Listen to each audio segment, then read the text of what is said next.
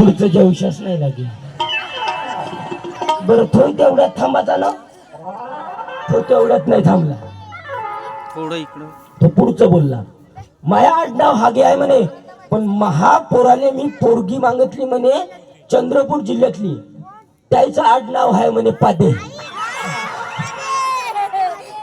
म्हणजे हागे पादे. तेल कोटे तेल कन्नाकी गवारकर. कोणचे गहू नाही करत तरी गवारकर यायचं आडनाव.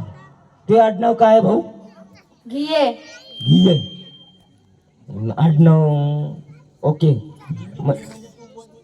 हो तूप ना. हो बरोबर आहे. तूप म्हणजे माझून गाव म्हणजे कोणत्या गावातला तू? कारला. म्हणजे माझ्याच पार्टीचा दिसू राहिला तू. गावात छत्रपती शिवाजी महाराज की आई वडिलांची सेवा करायची हो. लग्नापर्यंतच नाही. लवकर पार्टी बदलवली तुला. एवढ्या लवकर तर पार्टी कोणी बदलवतही नाही.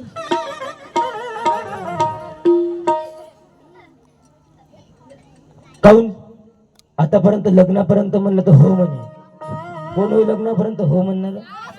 हो बरोबर आहे. त्याचंही माहित आहे लग्न झालं कोणतं काम आहे माय बापाचं.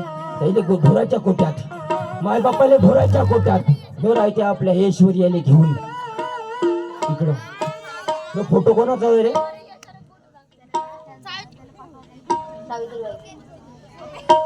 उत्तर बरोबर दिलं. कोणाचा फोटो आहे? कोण आहे? सावित्रीबाई.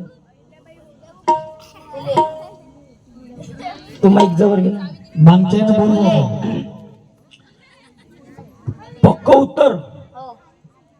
पाय बरं. सावित्रीबाई फुले. त्या बाबाचं नाव काय? सुहास.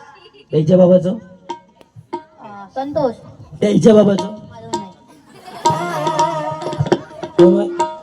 सावित्रीबाई फुले. उत्तर चुकलं तुझं. नाही चुकलं. एखाद्या मुलीला माहित आहे का? हा उभी होत आहे. उभी होय मग. हो मा. ये बाई. ये.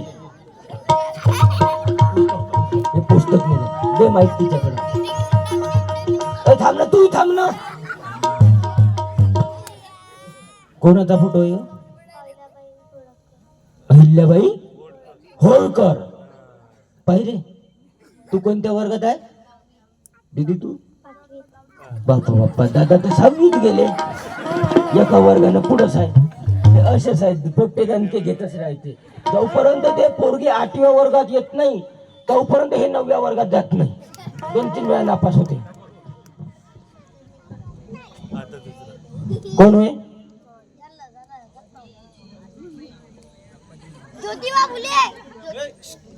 तू मागून कॉफी द्यायला चालला कर त्याले. ते मागून कॉफी द्यायला जाते.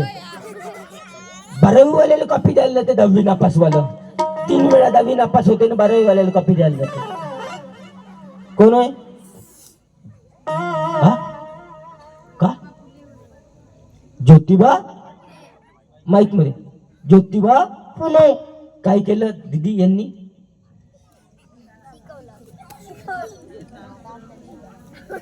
मुलींची पहिली शाळा कोण काढली?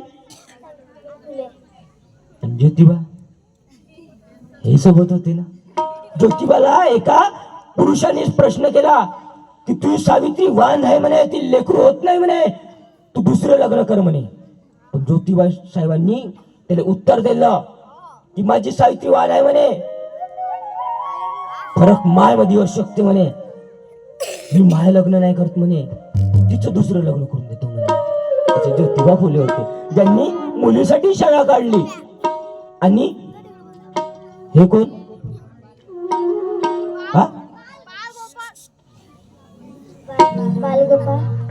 गणरायाची स्थापना कोण केली दीदी? हा भाऊ तुम्हाला काही? तुमचं पूर्ण डोंगा साफ आहे. तुम्हाला कोणी कोणत्यात उभं केलं? दीदीने उत्तर दिलं. पुस्तक घे, दीदीला दे आणि तू दीदीच्या पायाला का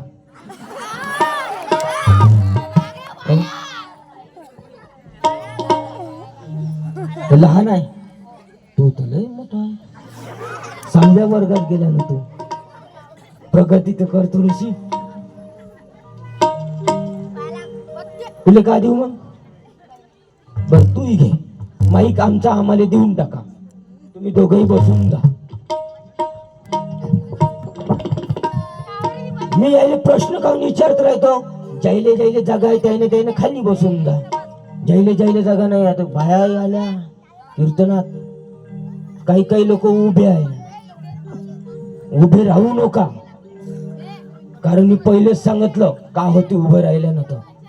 कारण काय काय बचत गटावानीच लोक बसले जी, काही इकडं काही इकडं काही इकडं काही इकडं, पूर्ण बचत गटच वाटू राहिले आज. कारण कार्यक्रमच तसा आहे. कार्यक्रमाचं टायटल न्यू सत्यशोधक, म्हणजे सत्याले पकडलं. सत्याले पकडलं, सत्याले पकडून काम आहे. कारण राष्ट्रसंत तुकडोजी महाराजाचं भजन होतं. वंदनीय संत तुकडोजी महाराज भजनातून सांगतात की सच्चा धर्म नाही जाना तूने रे भाई, सच्चा धर्म तूने रे भाई, सच्चा धर्म तूने रे भाई, सच्चा धर्म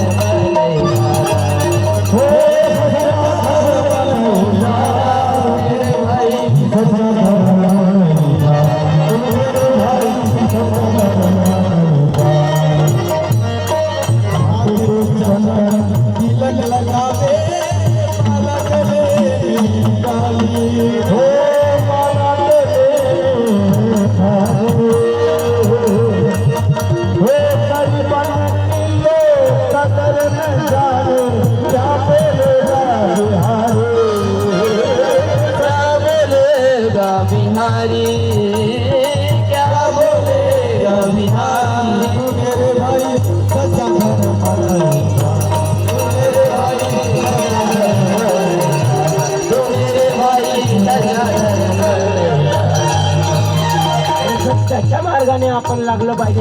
आज आपण सत्याने धरून चाललो पाहिजे. ग्रामगीतेत राष्ट्रसंत तुकडोजी महाराज लिहितात, वाईट भावना नाशावया, मोठी कर्तव्यशीलता यावया, समाज सुस्थितीत नांदावया, भजने केली संतांनी. म्हणजे आपल्याला संतांचा विचार आपल्याला सांगण्याचा आहे. अरे पुढे कबीरदास महाराज दोहा लिहितात, माणसाच्या जीवनात आपण जन्म घेतला तर काहीतरी आपण कार्य केले पाहिजे. कारण माणसाने माणुसकी आपण वापरली पाहिजे. त्यासाठी कबीरदास महाराज लिहितात कि कबीरा खड़ा बाजार में मांगे सब दिखे, ना किसी से दोस्ती ना किसी से गे. अरे कबीरदास महाराज पुढे दोहा लिहितात, मानवाच्या जन्मात आपण जीवन घेतलं तर खूप सारा पैसा कमाव, 10-12 एकर जमीन घ्या, 3 मजली बिल्डिंग बांधाव आणि 4थ्या मजल्याहून फाशी घेऊन मराव. तर असं नाही. अरे कोणाच्या घरी जर लेकरू झालं असेल तर त्याला ढोल ताशा वाजानं पेढे वाटून त्याचं स्वागत करते. पण कबीरदास महाराजांनी लिहिलं की कबीरा जब हम पैदा हुए जगह हसे हम रोए और ऐसी करनी कर चलो जगह रोए हम.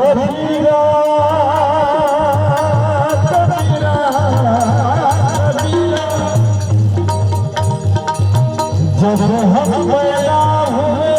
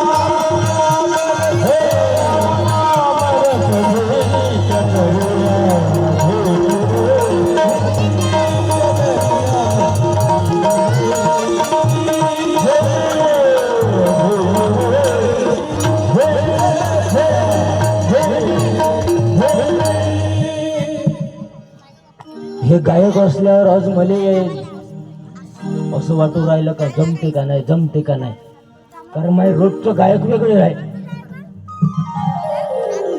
रामदादा कन्नाके, आमची खूप दिवसापासून इच्छा होती की रामदादा सोबत बसावं. रामदादाची इच्छा होती का माझ्यासोबत बसावं, पण तो योगच नाही एक जी, कारण का म्हातारे कीर्तनात कमी राहते. काही काही लोक तर असं म्हणते का याचं कीर्तन कोणी अभंगावर चालू आहे. ये अंदर की बात है आबाजी, हे अलग राहते पॅटर्न. आडम तेडम दे घुसरम.